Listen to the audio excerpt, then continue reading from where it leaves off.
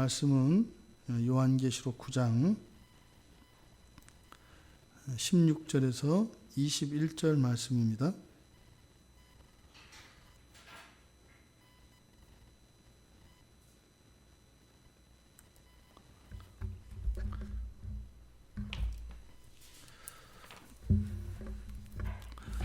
우리 같이 16절에서 21절까지 같이 함께 읽겠습니다.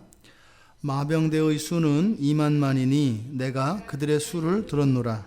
이 같은 환상 가운데 그 말들과 그 위에 탄 자들을 보니 불빛과 자줏빛과 유황빛 호심경이 있고 또 말들의 머리는 사자머리 같고 그 입에서는 불과 연기와 유황이 나오더라. 이 세 재앙 곧 자기들의 입에서 나오는 불과 연기와 유황으로 말미암아 사람 3분의 1이 죽임을 당하니라. 이 말들의 힘은 입과 꼬리에 있으니 꼬리는 뱀 같고 또 꼬리에 머리가 있어 이것으로 해하더라. 이 재앙에 죽지 않고 남은 사람들은 손으로 행한 일을 회개하지 아니하고 오히려 여러 귀신과 또는 보거나 듣거나 다니거나 하지 못하는 금, 은, 동과 목석의 우상에게 절하고 또 그 살인과 복술과 음행과 도둑질을 회개하지 아니하더라.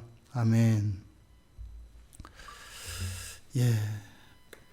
우리는 사실은 우리에게 사도 요한이 보았던 그 환상을 보여주셨다면 여러분들은 이렇게 요한계시록을 쓰지 않았을 겁니다.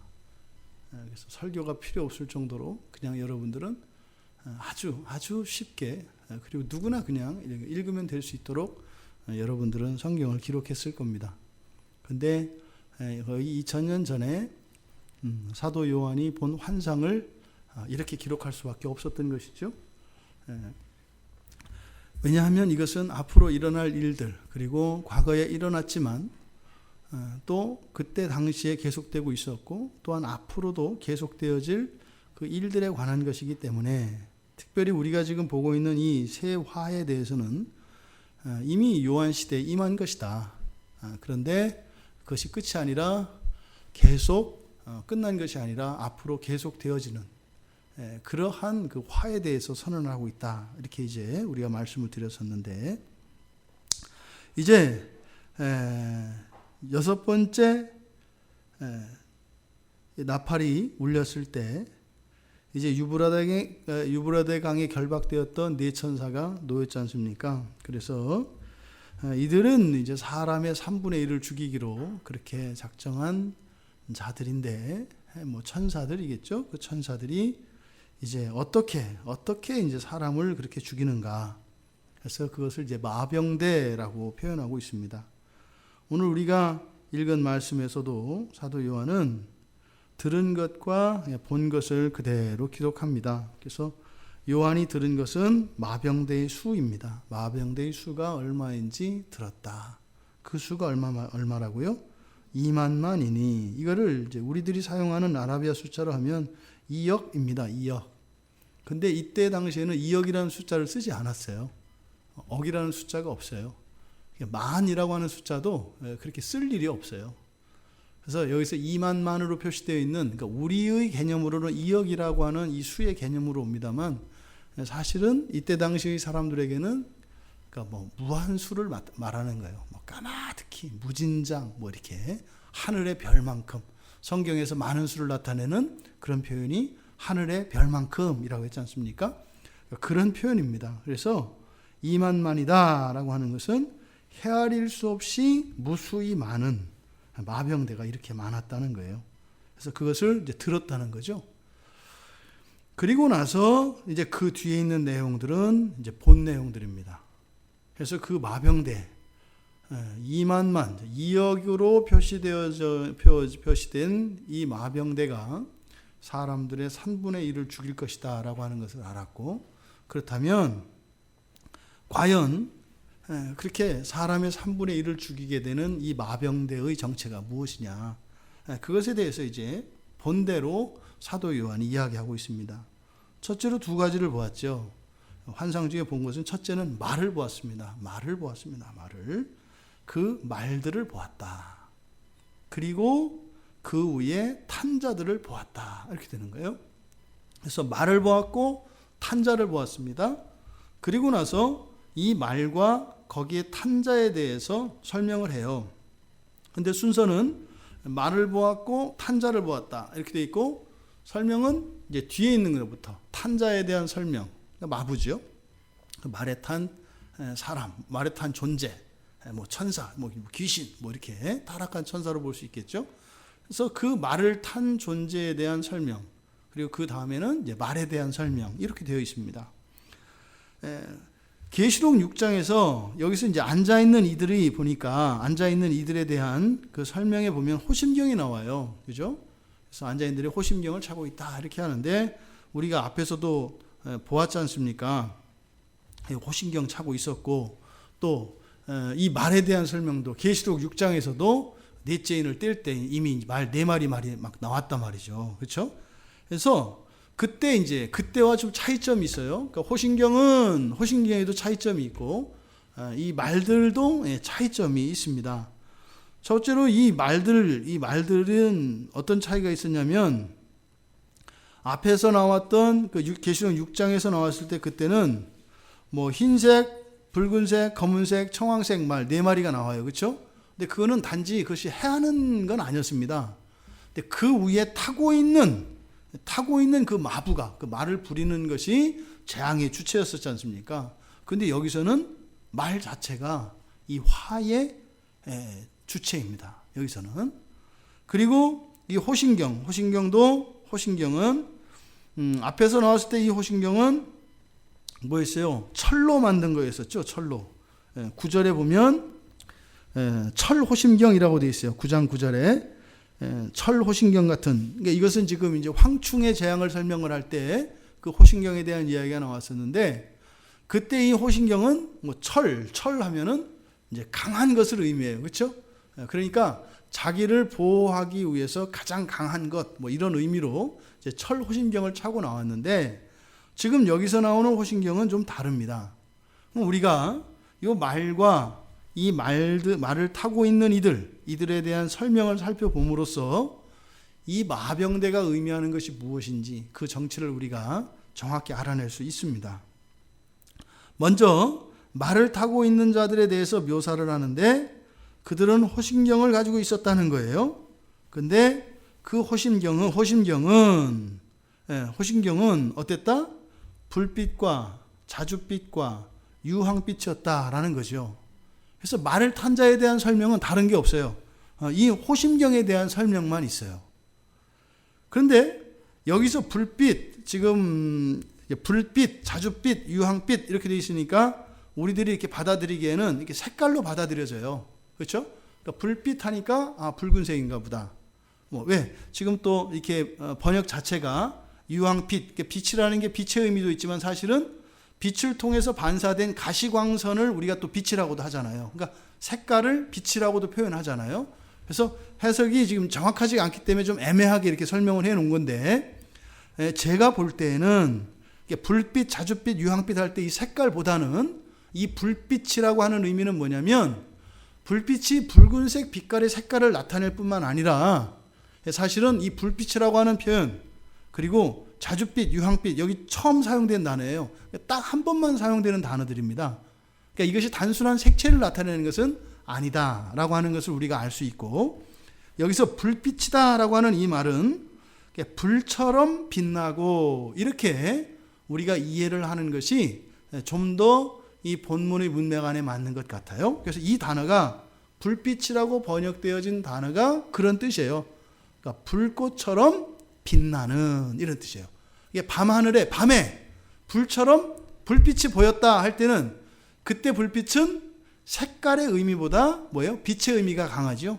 그러니까 여기서 말하는 불빛이라고 하는 것은 그런 거다 이 말이에요. 그러니까 뭐예요? 빛나는 이렇게 되는 거예요. 빛나는 것이었어요. 뭐가? 그 마루에 탄 자들이 호심경을 가지고 있었는데 그 호심경이 아주 빛나는 거예요. 그러니까 말 위에 탄 자를 딱 보았을 때 뭐가 눈에 띈다는 거예요? 호심경이 눈에 띈다는 거예요. 그게 빛나니까. 근데 빛나니까 눈이 이렇게 띄었잖아요. 시선이 이제 주목됐단 말이에요. 근데 이렇게 들여다보니까 그게 무슨 빛깔이에요? 자줏빛. 자줏빛 색깔이 나오는 거예요. 그래서 자줏빛이었다. 자줏빛은 그러니까 진한 보라, 그렇죠? 원래 이 자줏빛의 정의는 그겁니다. 빨강과 빨강색 쪽에 붙어 있는 보라색, 요걸 이제 자줏빛이라고 그래요. 그러니까 이 아주 찐보라 뭐 이런 거죠. 찐보라 색깔이었고, 그 다음에 유황빛이었다.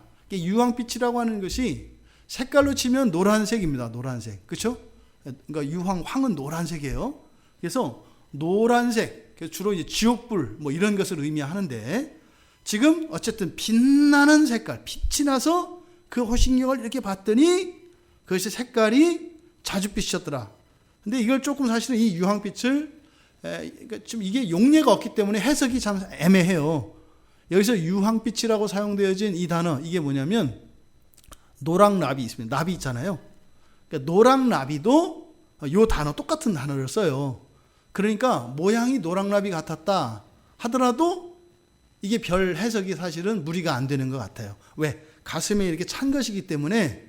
그래서 노랑나비와 같은 모양으로 자줏빛이 나는 빛나는 호심경, 이게 이렇게 하니까 저한테는 그게 오히려 더 확 오는데, 대부분 주석가들은 뒤에 나오는 재앙과 연결을 시키고 있기 때문에 그것을 막 강하게 주장할 수는 없는데, 특별히 이게 이제 무슨 뜻이 뭐 중요하냐, 그건 아니에요.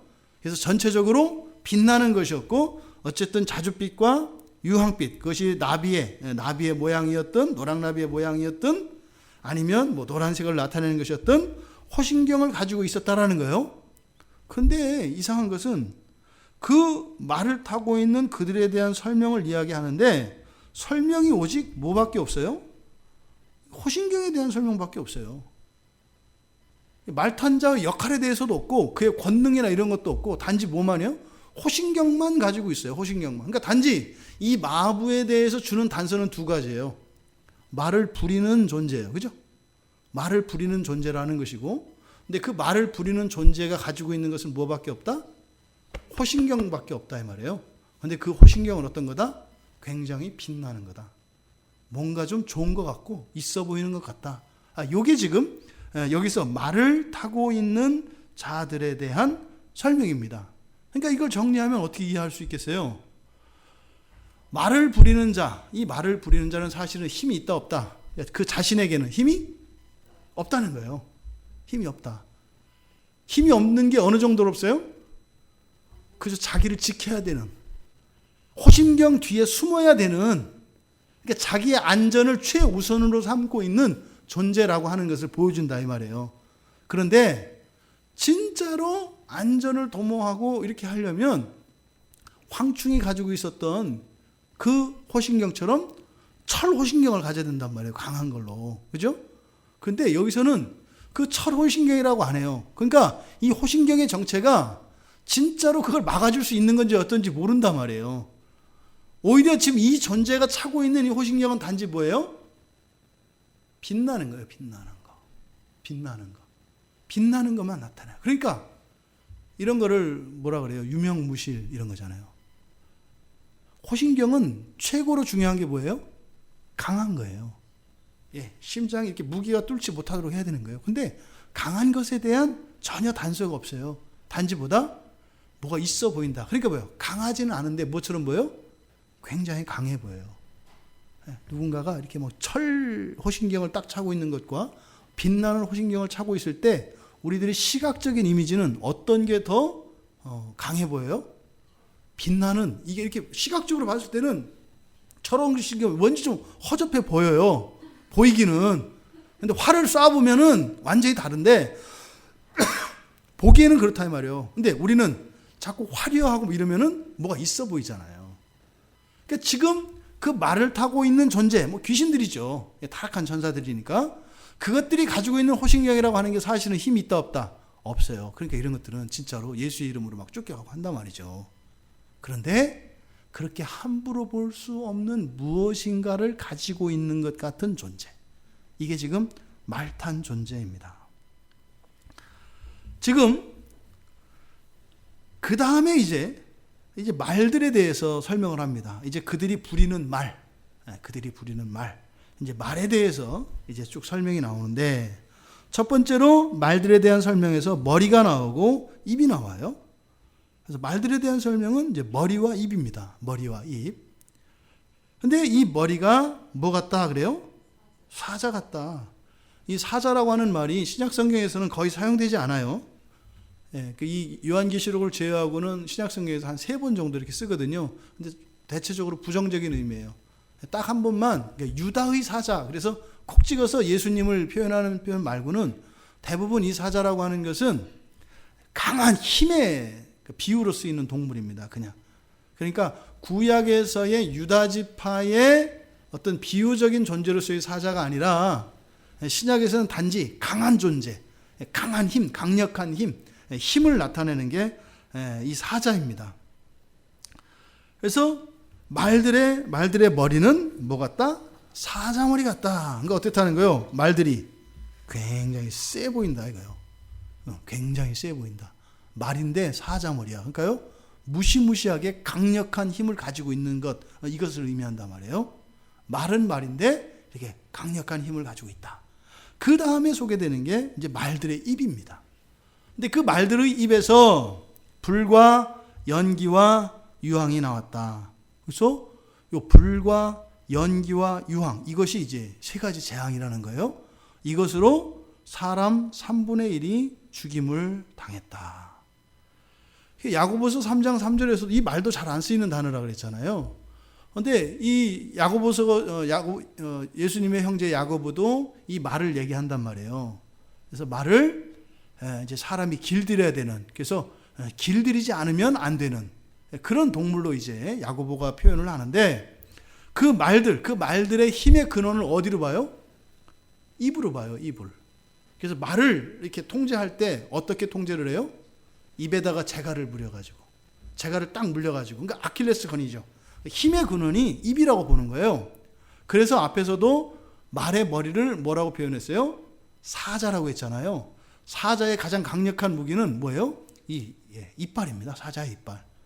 그래서 이 말의 입, 이 말들의 입에서 불과 연기와 유황이 나왔다 그랬는데, 이게 바로 이 말들로 비유되어진 어떤 무엇, 그것의 힘을 지금 상징하는 게 불과 연기와 유황입니다. 그러니까 이것으로 사람의 3분의 1이 죽임당하는 거예요. 이게 불과 연기와 유황으로. 근데 우리가 앞에서 살펴보았던 계시록 6장에서 넷째 인이 떨어졌을 때 땅에 있는 4분의 1의 사람이 죽음을 당해요. 땅의 4분의 1을 쥐고 흔드는 권세를 가지고 넷째 인이 떨어졌을 때, 그때 이제 사람이 죽는데, 그때 어떻게 돼요? 그때는 검과 흉년과 사망과 땅의 짐승들로서 4분의 1이 죽어나가요. 그럼 보세요. 그때 얼마 남았어요? 사람이 4분의 1이 죽었으니까 4분의 3이 남았잖아요. 근데 지금 여기서는 3분의 1이죠. 남은 4분의 3에서 3분의 1이니까 결국은 맨 처음 인구의 또 다른 4분의 1인 거죠. 이해되시죠? 그러니까 맨 처음에 넷으로 나눠서 4분의 1이 죽었잖아요. 4분의 3 남았잖아요. 남은 4분의 3에서 3분의 1이니까 전체적으로는 절반이 죽는 거예요, 여기서. 여기까지는. 그런데 절반이 여기서 죽음을 당하는데, 이때 죽임당하는 수단이 지금 여기서는 마병대에 의해서 죽임당하는 것인데, 그 마병대 중에서도 말의 입에서 나오는 불과 연기와 유황으로 직접적으로 죽임을 당한다는 거예요. 그런데 6장에서 그 죽음의 원인은 뭐였어요? 거기에도 검이 있었거든요. 그 다음에 흉년, 사망, 땅의 짐승 이렇게 있었단 말이죠. 이 검이 뭐를 의미한다고 그랬어요? 그때 전쟁을 의미한다고 했단 말이에요. 칼을 가지고 죽이는 거니까. 검은 무기니까. 그러니까 그때도 이 4분의 1이 다 죽을 때 그 전쟁이 분명히 전쟁에 의한 살상이 일어났단 말이에요. 근데 지금 여기서 불과 연기와 유황, 이것은 사실은 이걸 뭘로 보아야 되는가? 이게 아까 서두에 여러분들이 만약에 이 환상을 봤다면 정확히 얘기했을 거라고 제가 말씀을 드린 거예요. 요한은 이렇게 얘기할 수밖에 없었어요. 왜요? 사람의 3분의 1이 죽는 장면을 환상으로 봤거든요. 근데 그걸 지금 이렇게 쓴 거예요. 불과 연기와 유황으로 죽더라. 지금 여기서 말하고 있는 것은 그래서 세계대전으로 봐야 합니다. 대부분의 신학자들이 그렇게 봐요. 세계대전. 그냥 검이라고 하는 전쟁, 전투 이 정도가 아니라 뭐예요? 세계적인 규모에서 일어나는 전쟁, 세계대전으로 봐야 맞아요. 이 마병대라고 하는 것이. 그러니까 인구의 전체의 4분의 1. 지금 여기서는 남아있는, 앞에서 4분의 1이 죽고 남아있는 4분의 3에서의 3분의 1. 그들이 죽는 이유가 바로 뭐에 의해서다? 전쟁. 전쟁도 그냥 전쟁이 아니라 세계대전. 그래서 그 마병대의 수가 얼마라고요? 2만만. 그래서 2억이라고 이야기했잖아요. 그러니까 이것은 국지전으로 일어나는 이런 전쟁을 말하는 게 아니라 세계대전을 의미한다라는 거예요.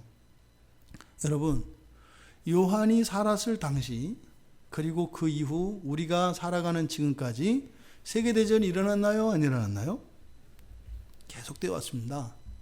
우리는 보통 근현대사에서 1900년대 20세기에 들어와서 세계대전이라고 할 때 세계 1차 대전, 2차 대전 이렇게 얘기를 한단 말이에요. 세계대전이라는 게 뭐죠? 이거는 전 지구적인 규모에서 일어나는 전쟁 얘기합니다. 그 목적은 천하통일이에요. 천하통일을 위해서 일어나는 이런 전쟁, 이런 것을 세계대전이라고 한다 이 말이에요.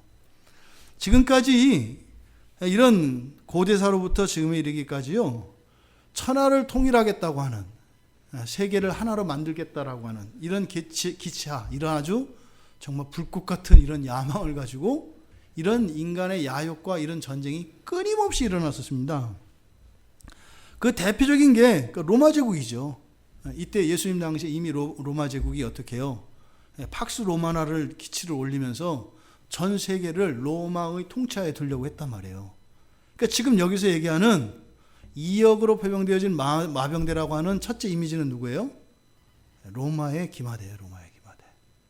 그 로마가 깔아놓은 그 길로 달리는 그 마병대를 이야기한단 말이에요. 그것에 의해서 일어나는 그 사륙, 그때 당시에 그 참상, 그것을 1차적으로 얘기하는 거죠. 거기에는 여러 가지 이제 이런 살상이 다 들어가죠. 그런데 그게 그걸로 끝난 게 아니라 그랬죠. 미활령이란 말이에요. 계속되는 거단 말이에요. 그래서 그 이후로도 로마가 이제 그때까지는 기독교 공인하기 이전과 이후로 좀 달라져요. 로마가. 그렇죠?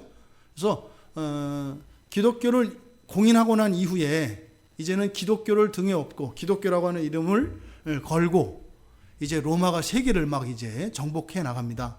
이걸 보통 이제 비잔틴 제국이라 그래요.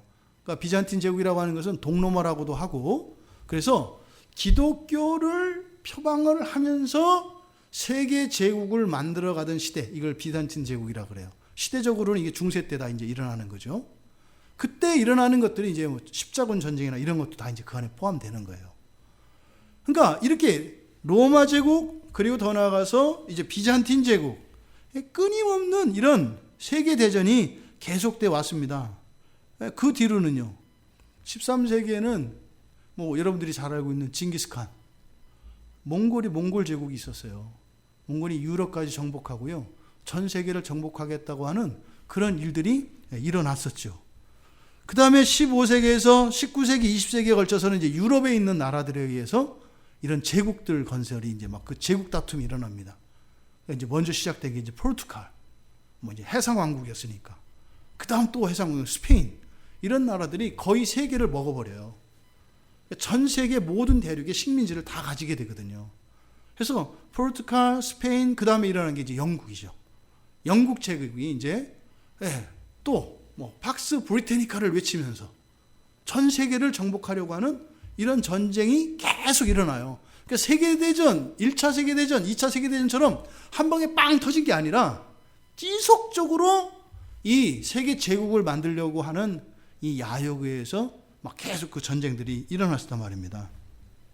이게 이제 뭐 20세기 가까이 와서는 뭐 그때 또 이제 저 프랑스 혁명도 있죠. 나폴레옹이 세운 프랑스 제국도 있죠. 그렇죠? 뭐 18세기 때 이제 뭐 나폴레옹이 막 러시아까지 들어가고 하던 프랑스 제국도 있었죠. 그러니까 이런 세계의 역사 속에는 제국을 만들고자 하는 이런 세계 대전이 계속 있어 왔다라는 겁니다. 그래서 그 뒤에도 뭐 이제 러시아도 18세기 좀 이제 후반이죠. 그 뒤로 이런 해상 왕국들이 지고 18세기 후반에서 20세기에 이르기까지, 그래서 결국에는 그 러시아 제국이 멸망하면서 또다시 공산주의 나라, 공산 제국이 생기죠. 그렇게 하면서 또 세계를 공산화하겠다고 하는, 그게 이제 뭐 뜻을 다 펼치지는 못했죠. 근데 사실은 중국, 그 다음에 유럽, 아시아 지역까지 공산주의 세력을 확장시켰었죠. 그러니까 이런 일들이 계속 일어납니다. 그 다음에 이제 또 사실은 이 와중에 또 다른 어떤 대적 세력이 있었는데 이슬람이죠. 이슬람에 의해서 계속 이슬람 제국이 계속 확장돼 가고 있습니다. 근데 지금 현재는 어떻게 돼요? 과거에 유럽에 이렇게 제국의 기치를 들고 일어났던 나라들의 영토들을 대부분 이슬람들이 다 먹어버렸어요. 지금은 대부분 그래요. 종교적으로는 그렇습니다. 그리고 이제 뭐 그 히틀러가 이렇게 악몽의 그 히틀러가 일으켰던 그 세계 2차 대전, 1차 대전. 그러니까 끊임없는 이런 세계 이렇게 제국을 만들려고 하는 이런 세계 대전이 계속 있어 왔어요. 그러니까 사도 요한이 했던 이야기를 들으니까 지금 여기서 이 말들의 그 힘이라고 설명되어진 불과 연기와 유황이라는 게 우리는 알겠는 거예요. 뭐 같으세요, 여러분들은? 네. 이게 유황은 어디에 뭐에 사용되죠? 유황에서 나온 게 군사무기에서 유황이 적용되는 게 뭐예요? 화약무기예요, 화약무기. 그 이전까지는 창과 검으로 싸웠단 말이에요. 근데 15세기부터 이제 개인 화기가 발명이 됩니다. 이렇게 화약을 놓고 총을 쏴서 먼 거리에 있는 사람을 죽일 수 있는. 그러니까 힘도 안 들이고, 그러니까 굉장히 많이 죽이겠죠. 예를 들어 한 사람이 칼을 가지고 사람을 죽이는 것과 총을 쏴서 죽일 때 어느 정도로 차이 나게 뭐 비교할 수 없을 정도로 많은 사람을 죽이잖아요. 총알만 있으면. 그러니까 이 무기의 살상력이라고 하는 것은 화약 무기가 발명이 되면서 어마어마할 정도로 비약적으로 그 살상력이 커집니다. 그래서 개인화기 총, 그리고 대포가 만들어지고 지금은 원자폭탄, 수소폭탄까지 이렇게 이르렀잖아요. 그러니까 여기서 불과 연기까지는 사실은 어떤 화약 무기까지는 아니에요. 왜? 과거의 전쟁 속에서도 불과 연기는 있어요. 창과 검이 있단 말이에요. 근데 이 유황이 들어오는 것은 화약이거든요. 근데 요한이 그거 알겠어요? 모르겠어요? 몰라요, 그게.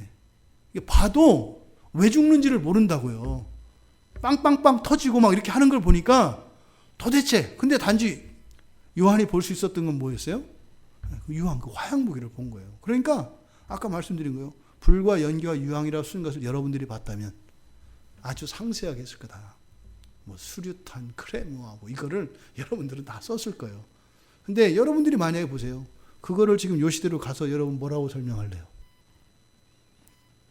여러분들이 설명할 수 있는 방법이 없어요. 왜요? 여러분들이 설명을 하잖아요.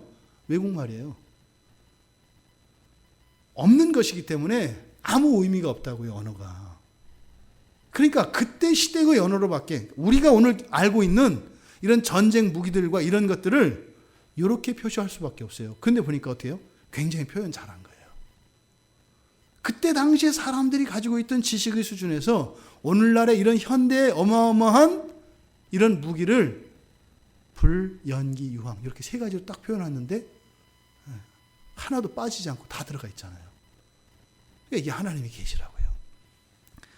이게 지금 그러니까 하나님께서는 요한에게 그 뭐 영화 같은 데 보면 그러잖아요. 뭐 외계인이 뭐 우리나라 왔는데 되게 착한 외계인이었는데 뭐 이 지구가 어떻게 했나 역사를 막 돌려봐요. 그랬더니 막 전쟁으로 죽이고 막 이렇게 하니까 이것들은 없애버려야 될 것들이구나. 뭐 이렇게 해가지고 뭐 이렇게 한다. 뭐 이런 이제 그 SF 영화 이제 그런 설정들이 많이 나오는데 그런 거죠.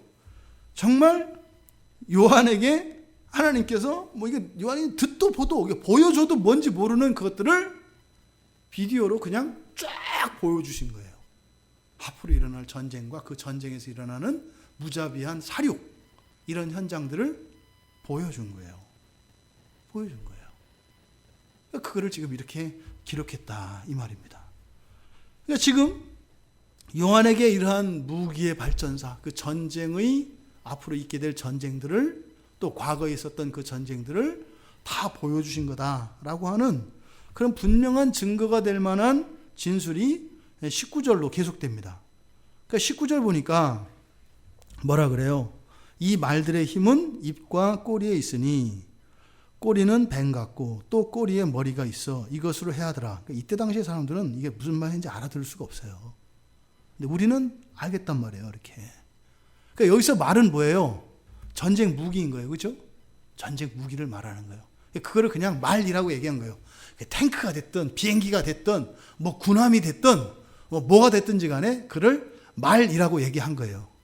그리고 거기에서 나오는 화력들 이거를 불과 연기와 유황이라고 이야기한 거고. 근데 19절에서 보니까 아주 그때 사람들이 들으면 이게 도대체 무슨 말인가 못 알아들어요. 말들의 힘은 어디에 있대요? 입과 꼬리에 있대요. 그러니까 무슨 말이에요? 죽이는 무기는 불과 연기와 유황이라고 그랬는데 불과 연기와 유황이 그러니까 어디서 나왔다는 거예요? 예, 입에서도 나가고 꼬리에서 나갔다는 거예요. 그러니까 그렇게 얘기하는 거예요. 힘이 거기에 있는데 그래서 힘이 입과 꼬리에 있더라. 뭐 그 뒤에 설명하는 거예요. 왜냐하면 이런 거예요. 왜? 이 말들의 힘은 입과 꼬리에 있으니 있다. 왜냐하면 이런 거예요. 말들의 힘이 입과 꼬리에 있더라. 왜냐하면 뒤에 보니까 꼬리는 뱀 같고 또 꼬리에 머리가 있어서 이런 말이에요. 꼬리에 머리가 있다는 게 무슨 말이에요? 입에서 나가는 불과 연기와 유황이 꼬리에서도 나가는 거예요. 그러니까 우리가 가지고 있는 동물에 대한 인식이 뭐예요? 앞에는 머리, 뒤는 꼬리란 말이에요. 근데 뒤에서도 뭐가 막 불이 나가고 막 그러는 거예요. 요한이 봤을 때. 생각해 보세요. 요한이 오늘날 제트기를 봤다고 생각해 보세요. 뭐라고 그러겠어요? 뭐라고 그러겠어요, 그걸. 그래서 머리가 어떻다? 꼬리에 있다. 이렇게 얘기를 하는 거예요. 머리가. 그러니까 꼬리가 머리고 꼬리에 머리가 있다. 이렇게 얘기를 한 거예요. 거기에 이렇게 멀리 얼굴이 달렸다. 이런 얘기가 아니라 바로 여기서는 뭐예요? 그 살상무기인 불과 연기와 유황이 꼬리에서도 나가더라. 그거를 꼬리에 머리가 있더라. 이렇게 하는 거죠. 그 다음에 꼬리가 뱀 같대요. 이게 무슨 말일까요? 뱀의 특성을 보면 어떻게 돼요? 뱀은 여러분 공격할 때 뭐 코뿔소나 막 이런 것들은 어떻게 공격할 때 앞으로 공격하잖아요. 그죠? 뱀은요. 사방팔방으로 그냥 공격해요. 몸을 틀어서. 그잖아요. 어디로 어떻게 하는지 몰라요. 이게 오늘 보세요. 뭐 기관총 막 돌아가면서 쏘고 하는 거 이런 걸 보세요. 그러니까 지금 현대전에서 우리가 알고 있는 이런 무기들에 대한 설명이라는 것을 19절을 통해서 우리는 그냥 선명하게 알아들을 수가 있어요. 그때 사람들은 못 알아듣죠. 왜요? 활을 쏴도 어떻게 하는 거예요? 앞으로만 쏘는 거예요. 항상 앞으로 쏘는 거예요. 뒤로 쏘려면 내가 그쪽을 향해서 쏴야 쏘는 거예요. 그런데 뱀 같은 꼬리라는 건 뭐예요? 그러지 않고 그냥 막 돌아가면서 사방팔방으로 다 쏴서 죽이는 거예요. 그거를 보는 거죠. 지금 요한은 이렇게밖에 현대 무기들을 보았을 때 이렇게밖에 표현할 수가 없었어요. 그런데 우리들이 보니까 아주 설명을 잘한 거더라. 알고 보니까 잘한 거더라. 근데 그때 사람들에게는 도대체 이해할 수 없는 거였다. 그러니까 이 말들이라고 하는 것은 바로 전쟁에 사용되어지는 이런 무기들, 끊임없이 발전하기 때문에 말로 헤아릴 수 없는 많은 무기들이 있기 때문에 그것을 뭐라고 설명할 수가 없었어요. 그래서 어떻게 해요? 사자 같은 머리를 하고 있는 말이라고 얘기한 거예요. 그때 당시에 말은 전쟁에서 뭐예요? 최고로 강력한 무기예요. 오늘날로 얘기하면 뭐 수륙 양용 탱크 같은 거거든요. 근데 거기에다가 그 정도가 아닌가요? 그래서 거기다가 사자 머리를 붙여버린 거예요. 근데 그 끝이 아니라 꼬리에 또 입이 달렸다라는 거예요. 그러니까 이렇게 엄청난 살상 무기들을 요한에게 하나님이 보여주신 거예요. 그거를 이미 2000년 전에 다 놨다는 거죠. 오늘날 뭐 무슨 무기가 새로 뭐 발명이 됐느니 뭐 와 이거는 탁월한 이미 요한이 다 봤다는 거죠. 다 봤다는 거죠. 그런데요, 여러분, 사실은 우리에게 주는 교훈은 끝에 있습니다. 끝에. 그러니까 이런 전쟁은 피치 못할 거예요. 왜요? 이렇게 유브라데 강에 결박되었던 천사들이 풀려나면서 사실은 인류의 역사 속에서는 뭐가 있다? 세계 대전이 끊임없이 일어날 수밖에 없다라는 거예요. 근데 우리가 낙심하지 말 것은 그게 모든 인구를 죽이도록 된 게 아니에요. 그렇죠? 제한되어 있다고 말씀을 드렸잖아요. 제한되어 있다. 여기서 죽이는 일임에도 불구하고 모두 다 죽이는 것은 아니다. 남아있는 사람들의 3분의 1이다. 왜 그런다고요? 하나님이 회개를 촉구하시는 거라 그랬죠. 회개를 촉구하시는 거라 그랬어요. 사실은 다 죽여야 되는데 다 죽지 않고 남겨두시는 이유는 그 안에서 그 남은 사람들 가운데서 회개를 촉구하시기 위한 목적이라 그랬어요. 그런데 20절에 보세요. 뭐라 그랬어요? 같이 20절, 21절 같이 읽겠습니다. 이 재앙에 죽지 않고 남은 사람들은 손으로 행한 일을 회개하지 아니하고 오히려 여러 귀신과 또는 보거나 듣거나 다니거나 하지 못하는 금, 은, 동과 목석의 우상에게 절하고 또 그 살인과 복술과 음행과 도둑질을 회개하지 아니하더라. 이게 무서워요. 이 전쟁통에 살아남으면 여러분, 우리는 전쟁을 안 겪어서 모른단 말이에요. 얼마나 무시무시한 건지.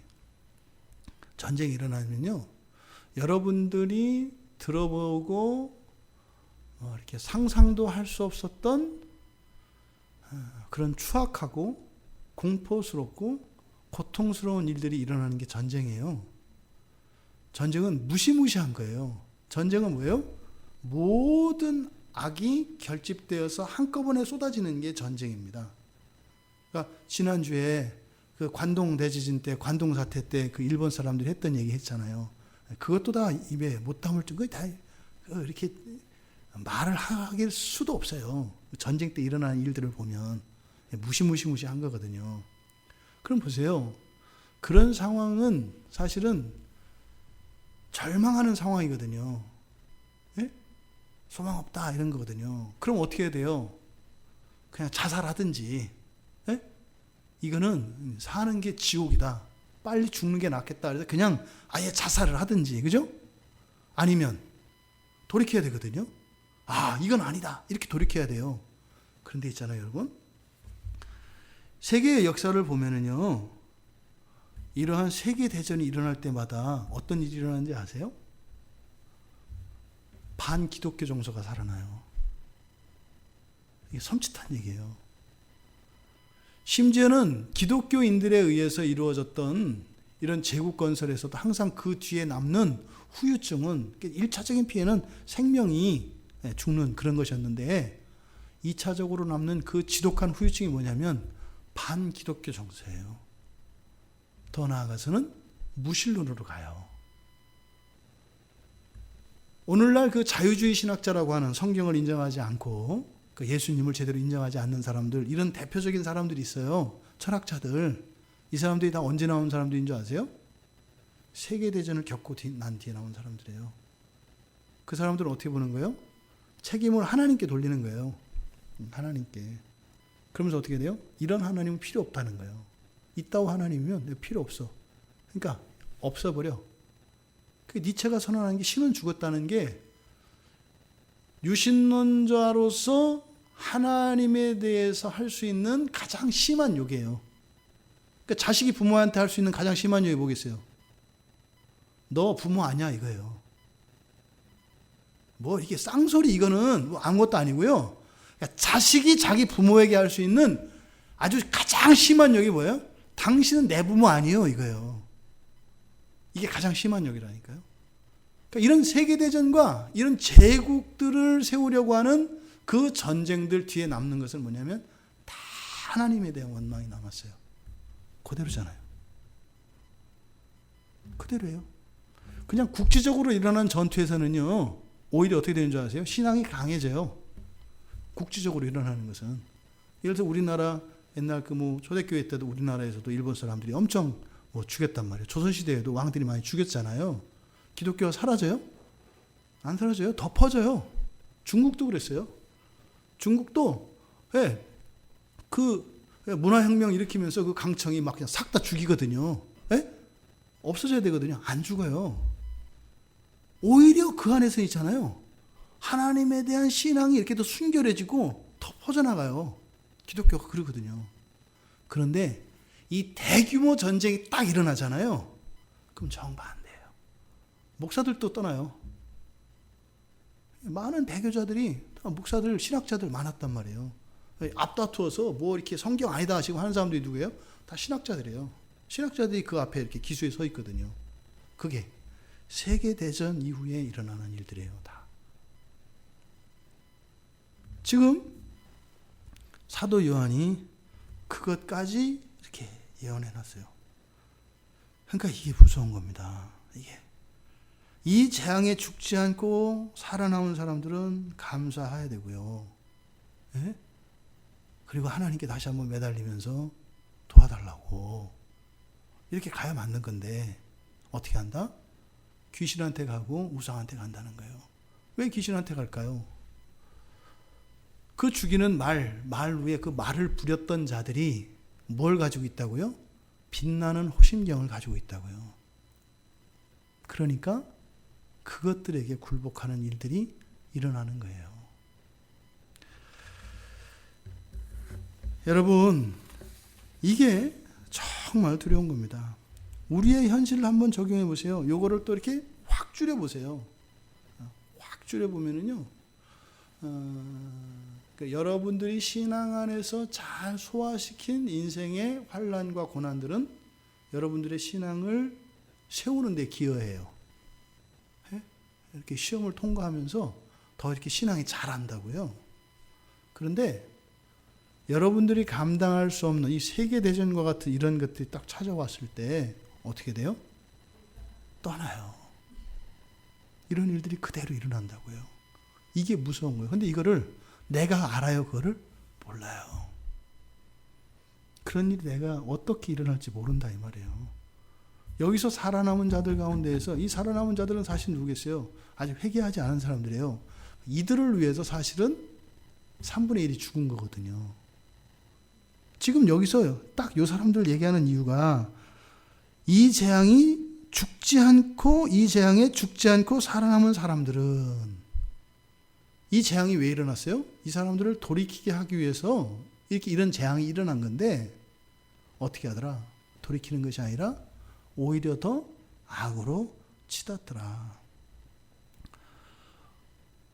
사도 요한은 오늘 본문 말씀을 통해서 우리들에게 주는 첫 번째 교훈은 그런 겁니다. 이렇게 역사적으로 일어나는 세계적인 규모의 이런 세계대전, 이런 것들은 단순히 어떤 인간의 그 욕망, 세계를 제패하겠다고 하는 이런 욕망에 기초한 이런 것이 아니다라고 얘기하는 거예요. 그것의 주체가 누구에게 있다는 거예요? 바로 이 타락한 이 귀신들에게 있다는 거예요. 전쟁의 원인이 뭐 이렇게 나라 간의 국제관계, 이해관계 있지 않다는 거예요. 우리가 금요일마다 이 나라에 하나님 전쟁이 일어나지 않도록 이 나라를 지켜주십시오 하는 이유가 뭐예요? 뭐 대통령들이 일 처리 잘해서 천만에요. 그런 게 아니라는 거예요. 전쟁은 뭐다? 영적인 일이라는 거예요. 영적인 일이라는 거. 우리가 막 싸우는 싸움이 아니라 영적인 일이라는 거예요. 하나님이 막아주지 않으시면 이거는 누구도 피할 수 없는 거다라는 거예요.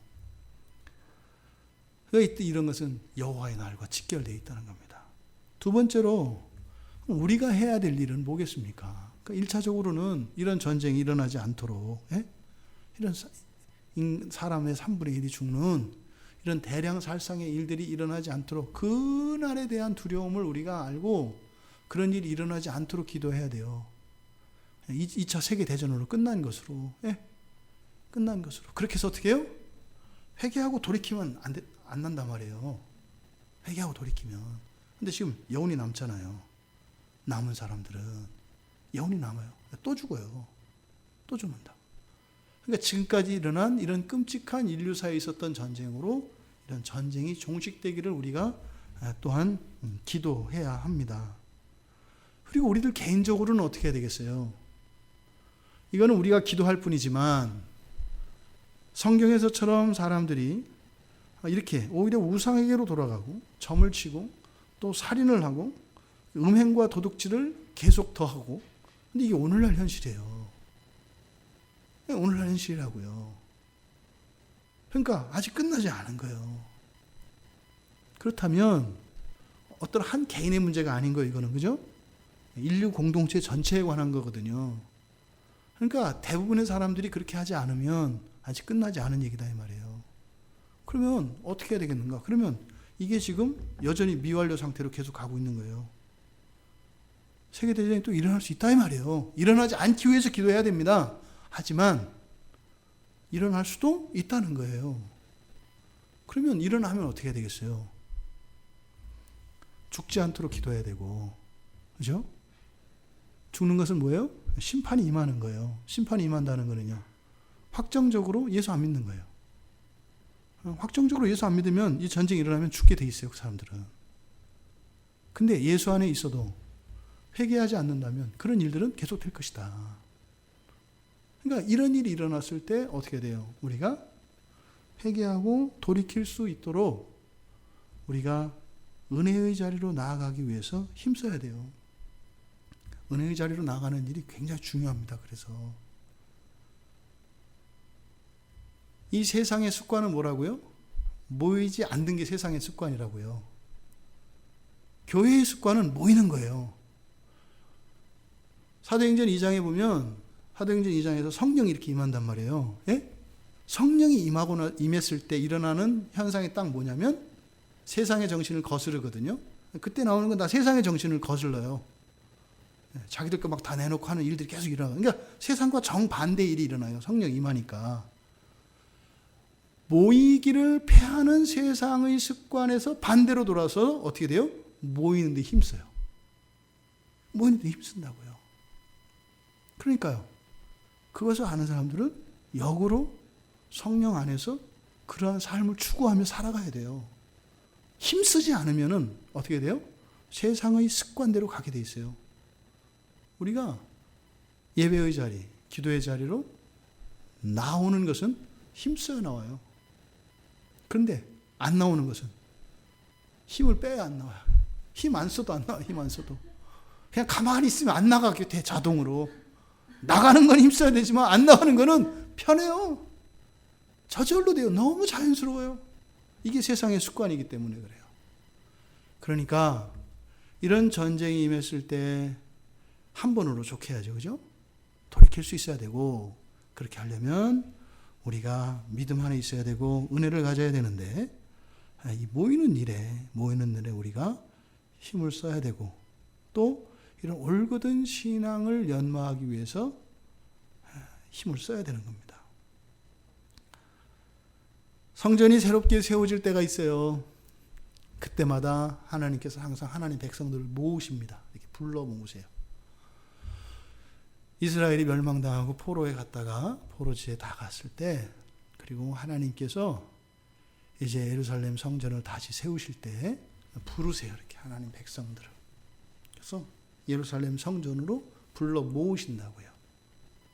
그때 가야 돼요. 가야 된다고요.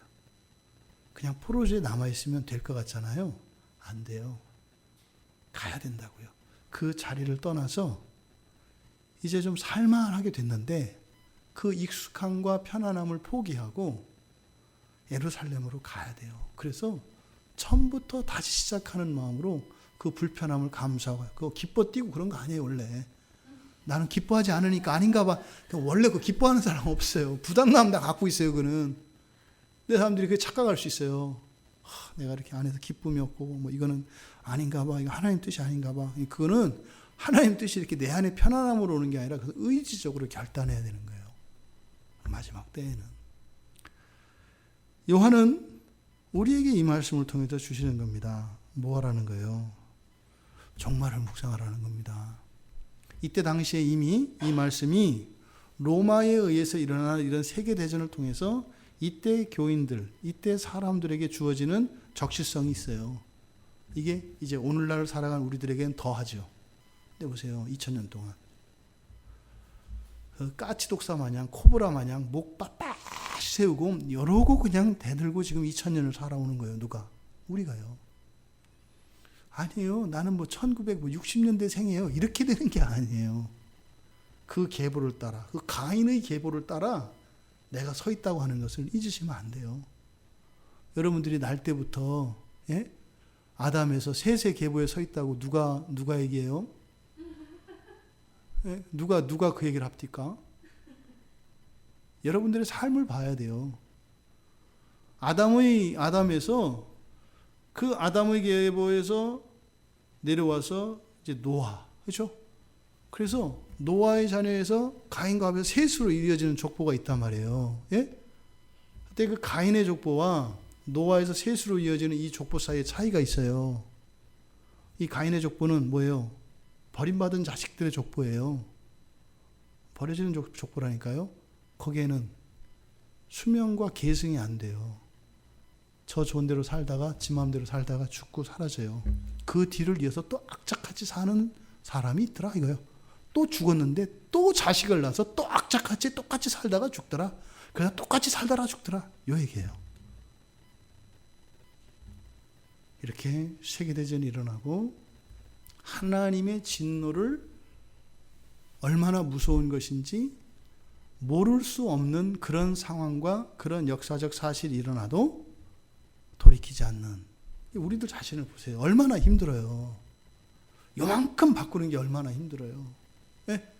주일 예보 10분 당기는 거 얼마나 어려워요. 어렵다니까. 이게 결코 가벼운 문제가 아니에요. 그러니까 우리가 너무 우리 안에 있는 죄를 만만히 봐요. 그래서 어떻게 내가 마음만 먹으면 천만에요. 목숨을 걸고 해도 못 바꾸는 게 내 안에 있는 죄예요. 얘들이 그렇게 이렇게 허허실실 작전을 쓰죠. 그러니까 만만해 보여요. 가끔은 또 져준단 말이에요. 이렇게. 예? 그런 거 쓰는 게 사기꾼들이라니까요.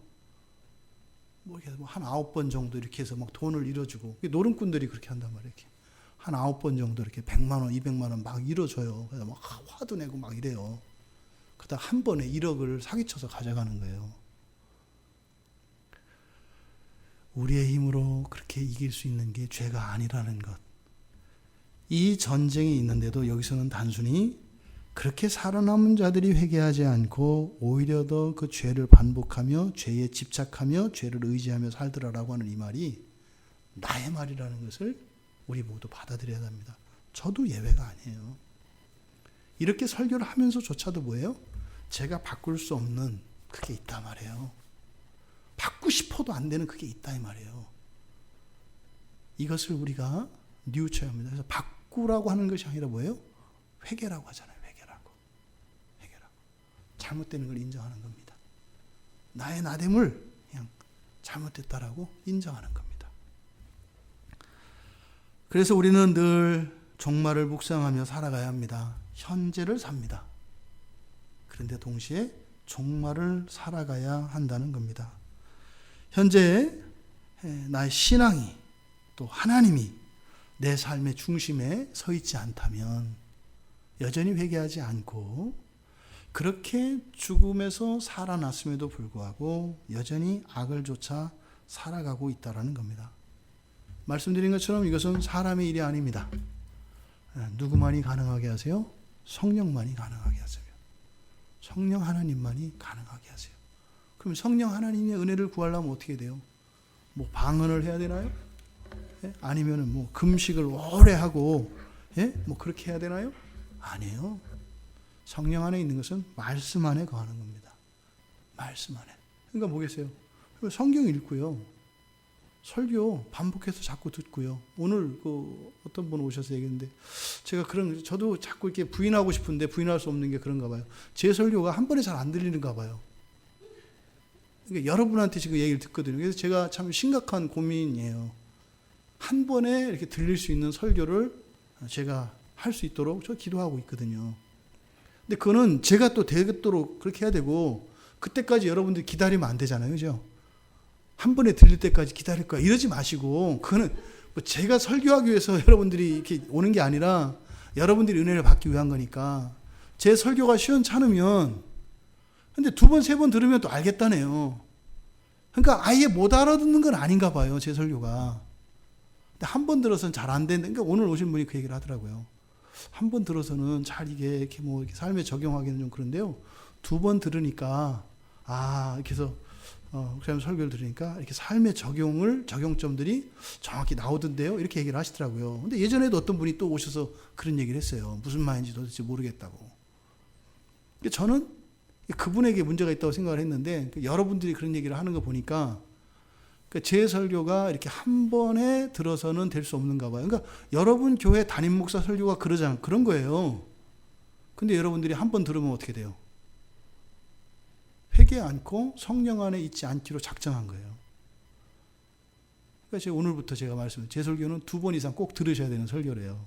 그러니까 외부인이 들어서 이렇게 그러니까 여러분들 이렇게 교회 안에 있다고 예외 아니에요. 우리 교회는 어쨌든 당분간 목사님이 한 번에 알아들을 수 있도록 설교하기 전까지는 우리는 이렇게 2번 이상을 들어야 되는 교회구나. 이렇게 그래서 그렇게 여러분들이 소개를 하세요. 우리 교회는 목사님이 아직 설교가 좀 서툴러서 한 번엔 못 알아듣는데 2번, 3번 들으면 확실하게 내 삶 속에 적용이 된대. 이게 이제 제 설교의 특징인가 봐요. 지금. 그러니까 이것은 여러분들이 적용하시고 받아들이셔야 돼요. 그랬을 때 성령 안에 거하게 되고 말씀 안에 거함으로써 그랬을 때 그 마지막 환난에서 피하게 되고 또 여러분 인생 안에 이러한 화가 미치지 않아요. 우리가 주님 오실 때까지 이 세상 살아가면서 이런 화가 우리에게 있는 어느 누구에게도 미치지 않기를 바랍니다. 여러분, 만약에 이런 마병대가 왔을 때 여러분 가족 가운데 누가 죽으면 어떡할래요? 떠날래요? 여기서 사람들이 떠나는 게 그런 거예요. 왜 떠나겠어요? 왜 내 남편을 죽여? 왜 내 아내를 죽여? 왜 내 자식을 죽여? 하나님 못 믿겠어. 그래서 저게 빛나는 호신경을 붙은 저 귀신이나 섬겨야 되겠어. 그래서 봐달라 그래야지. 이렇게 간다 이 말이에요. 기독교 신앙이 하나님의 은혜로 우리의 공로 없이 이루어집니다. 그걸 간수하는 것은 여러분들 몫이에요. 그때 몫이라는 의미가 100% 여러분 책임이다 이 얘기를 하는 게 아니에요. 마음을 이야기하는 거예요. 마음을. 그 구원을 소중히 지키고 싶은 마음이 있는가? 그 구원 안에 들기를 원하는가? 그것이 뭐라고요? 결국은 성령 안에 있는 것이고 말씀으로 온다 이 말이에요. 우리 청년들도 지금 우리가 그 교회 그 단톡방에다가 설교를 보내드리잖아요, 그렇죠? 이렇게 보면은 이제 거기는 이렇게 체크가 되잖아요. 처음에는 메일로 보내드리다 그걸로 한 이유는 누가 봤는지 안 봤는지를 이렇게 이제 알 수 있으니까 저는 이렇게 했으면 당연히 들을 거라고 생각했는데 듣지 않아도 체크는 되더라고요. 그냥 이렇게 하면 되더라고요, 그죠? 근데 그거는 여러분들 괴롭히려는 것이 아니라 뭐예요? 들으라는 거예요, 들으라는 거. 설교 들으셔야 돼요. 오며 가며 이렇게 지나가는 시간도, 이렇게 지나다니는 시간도 하루에 1시간 이상 된단 말이에요. 그 시간을 확정을 못 해요. 이날이 오면 어떡할 건데. 훗날에 가서 죽음 앞에서 후회하는 일이 없길 바랍니다. 여러분, 사탄과 죄가 예수 안에 있는 자들에게는 어쩌지 못해요. 그냥 폼만 잡고 있어요. 하지만 우리가 우리의 마음을 하나님께 정향시키지 않고 결단하지 않으면 우리들은 엄청난 피해를 볼 수 있다고 하는 이 사실을 잊어서는 안 됩니다. 복음은 여러분을 구원하시려고 하는 하나님의 호의입니다. 호의. 하지만 무책임과 방종을 의미하지 않아요. 여러분, 우리 한번 주변에 여러분들 보세요. 주변에 있는 교인들. 그분들 정말로 구원을 바라는 사람들인가 한번 보세요. 요만큼도 하나님 앞에서 굽히지 않으려고 하는 그 사람들에게 구원이 무슨 의미가 있을까요? 그 사람들 하늘나라 가면 불편해서 못 살아요. 자기 뜻대로 안 되고도 하나님 뜻대로 될 텐데 그 승질나서 어떻게 살아요? 내 뜻대로 되는 거 하나도 없는데 그게 천국이겠어요? 열불나서 못 살죠. 심장마비로 죽을 거예요. 근데 죽지도 않아. 그런 사람들은 천국이냐 지옥이냐가 아니라 어디 가도 지옥을 살 수밖에 없어요. 천국 갈 사람들은 어디를 가도 천국이에요. 하나님의 뜻인가 보다. 그것을 최고의 만족으로 하는데. 여러분, 이 마병대는 결국 그런 거였습니다. 실제적으로는 역사적으로 전 세계 대전을 의미해요. 그 두려움을 여러분 잊지 맙시다. 더 이상 일어나지 않도록 기도합시다. 또 일어난다 할지라도 하나님의 선하신 뜻 안에서 일어나는 것이기 때문에 그럼 그 안에서는 나의 안전을 생각해야 됩니다. 나의 신앙이 그러한 자예요. 나의 고륙지천이 옆에서 죽어나가는 그 자리에서도 신앙을 잃지 않고 오히려 사랑하는 이들의 죽음을 통해서 나의 죄를 회개하고 하나님 앞에 돌이킬 수 있겠는가? 그 신앙이 준비되어 있지 않다면 이날이 오면 우리는 여전히 회개하지 않고 귀신을 따라가더라. 이렇게 갈 수밖에 없어요. 그렇게 하지 않도록 지금 요한을 통해서 우리에게 말씀을 주신 것입니다. 이 일이 어디에 있다고요? 말씀 안에. 말씀과 함께 역사하시는 성령님만이 우리의 유일한 소망입니다. 성경 읽고 설교 듣고 가볍게 생각하지 마세요. 여러분들이 열심히 이 세상에서 명예를 이루고 부를 이루는 것보다 비교할 수 없을 만큼 더 가치가 있다는 것을 명심하십시오.